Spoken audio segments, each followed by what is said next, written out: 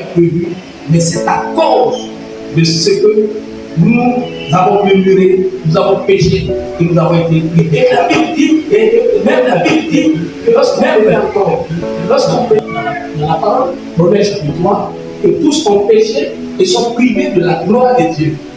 Pourquoi? C'est le péché qui nous prive de la gloire de Dieu.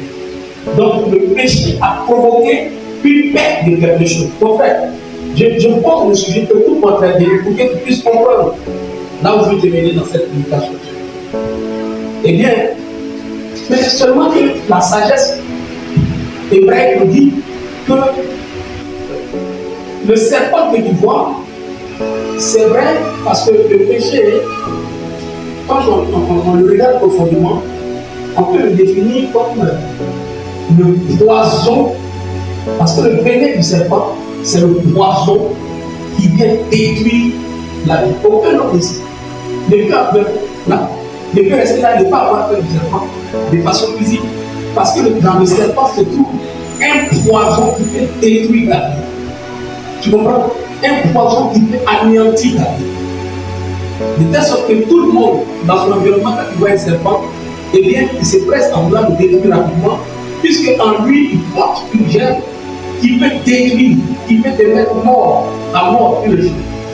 Donc, dans le péché qui était sur la croix terrestre, péché donc sur la croix terrestre, et que les Israélites regardaient, c'est dit simplement, dans celui qui a empoisonné ta vie, qui a fait que ta vie est devenue ce qu'elle est aujourd'hui à ses conséquences, en lui se cache quelque chose où tu peux retrouver la grâce. Est-ce que je me réponds bien?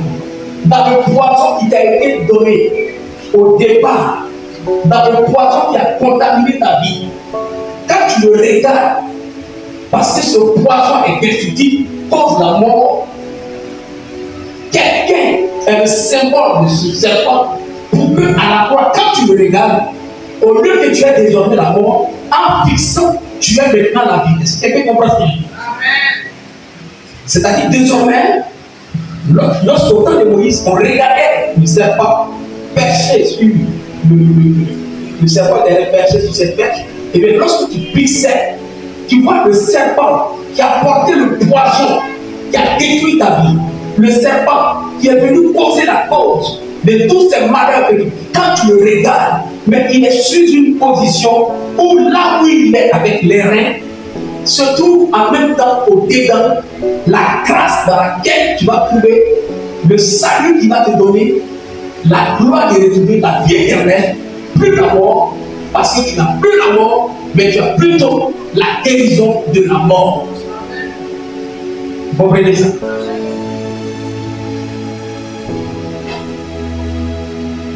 Donc, le serpent des reins, la pêche qui a été donnée, c'est ce que Jésus est. Dans le serpent se cache quelque chose de gardé. Et c'est ce qui nous est donné. Et c'est ce que Jésus disait de façon comparative.